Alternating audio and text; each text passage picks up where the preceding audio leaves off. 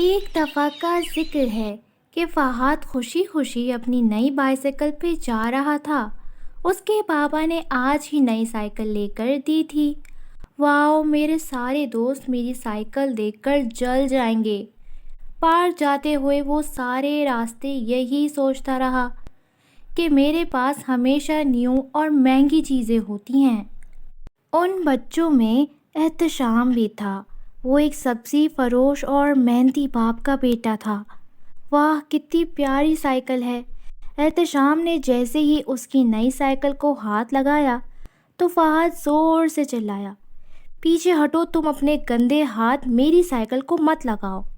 یہ سن کر احتشام ڈر گیا اور اسے بہت برا لگا۔ وہ سیدھا بھاگ کر اپنے بابا کے پاس گیا۔ بابا بابا، میرے ہاتھ تو صاف ہیں، میرے ہاتھ تو گندے نہیں ہیں، اور ان کو رو رو کر ساری باتیں بتائیں۔ اس نے اپنے بابا سے کہا کہ بابا، ہم کیوں نئی نیو سائیکل لے سکتے؟ اس کے بابا یہ سن کر تھوڑے پریشان ہو گئے۔ پھر انہوں نے پیار سے اپنے بیٹے کو اپنے پاس بٹھایا اور اسے سمجھایا، پیارے بیٹے، اگر آپ محنت کرو گے اور دن رات خوب پڑھو گے تو زندگی میں جو چاہو حاصل کر سکو گے۔ احتشام کو بابا کی باتوں سے کافی سکون آ گیا۔ بابا ٹھیک کہہ رہے ہیں، اس نے اپنے آپ سے کہا۔ یہ بات سیدھا احتشام کے دل پر لگی۔ اب میں خوب پڑھوں گا اور پہلے سے زیادہ محنت کروں گا، اس نے اپنے آپ سے وعدہ کیا۔ اس نے پہلے سے زیادہ محنت شروع کر دی۔ پوزیشن تو وہ پہلے بھی لیتا تھا، اس بار اس نے فرسٹ پوزیشن حاصل کی۔ محمد احتشام نے پہلی پوزیشن حاصل کی ہے۔ جب اس کے استاد محترم نے اس کا نام بلایا تو اسے بہت اچھا لگا۔ بابا صحیح کہتے ہیں کہ محنت کا پھل ضرور ملتا ہے، اس نے یہ سوچا۔ آج تم نے میرا سر فخر سے بلند کر دیا۔ اس کے بابا نے اس کو شاباشی دی۔ اس کے بابا کو بہت شوق تھا کہ احتشام خوب پڑھے، اس لیے جیسے تیسے ہو کر انہوں نے احتشام کو شہر کے اچھے اسکول میں داخل کروایا ہوا تھا۔ اس کا اور فہد کا ایک ہی اسکول تھا۔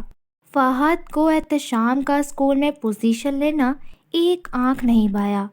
چاہے جتنی بھی پوزیشن لے لے، رہے گا تو غریب باپ کا بیٹا ہی نا۔ اس نے جل کر سوچا۔ وہ جب بھی موقع ملتا اس کو غربت کے طعنے مارتا اور اس کی پرانی چیزوں کا مذاق بناتا۔ تمہارا یونیفارم تو بہت پرانا ہے، تمہارے جوتے تو بار بار سلے ہوئے ہیں۔ آج بھی وہ اس کو تنگ کر رہا تھا۔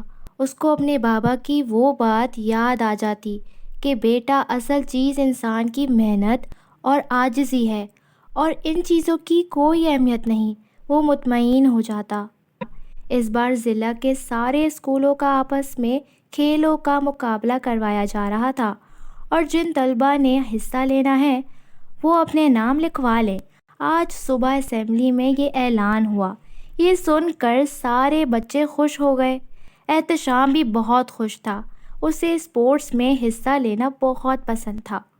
واہ، میں تو ضرور حصہ لوں گا، واہ میں بھی بھاگوں گا۔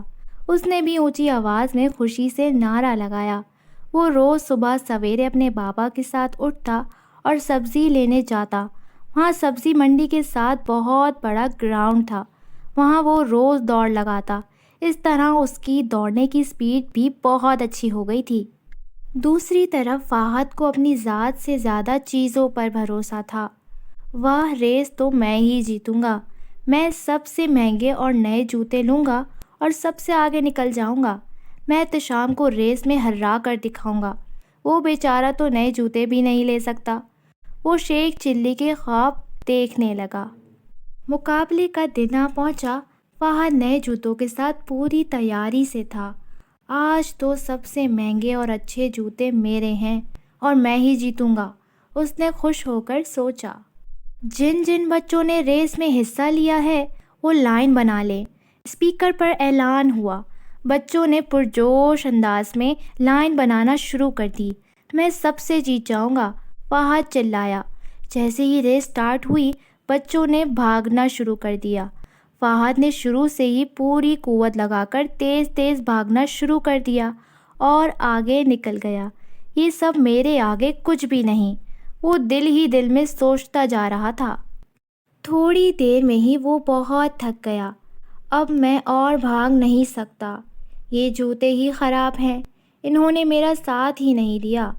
اس نے بھاگنا کم کر دیا جبکہ دوسرے بچے اپنی رفتار سے بھاگتے رہے۔ احتشام بھی ایک خاص اسپیڈ سے بھاگ رہا تھا۔ یا اللہ میری مدد فرما، وہ بار بار خدا کو پکار رہا تھا۔ چونکہ اس نے بہت پریکٹس کی ہوئی تھی اس لیے وہ آہستہ آہستہ سارے بچوں سے آگے نکل گیا۔ اسے دوسرے بچوں کی ناکامی سے زیادہ اپنی ہمت اور محنت سے جیتنے کی خوشی تھی۔ اور محمد احتشام ریس جیت گیا۔ جب اس کا نام بلایا گیا تو اس نے رب کا شکر ادا کیا۔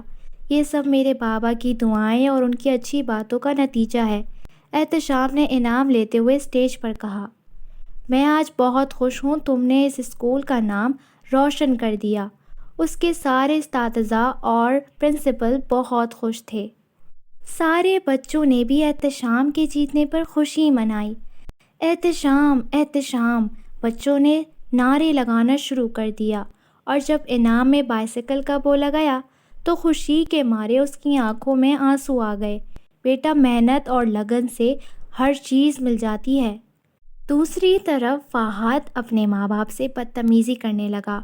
آپ نے مجھے صحیح جوتے نہیں لا کر دیے، سب لوگ احتشام کو دیکھ رہے ہیں اور مجھے نہیں۔ بچے بھی اس سے بہت تنگ تھے، انہوں نے بھی اسے نظر انداز کرنا شروع کر دیا۔ احتشام سب سے اچھا ہے، احتشام نے اسکول کا نام روشن کر دیا۔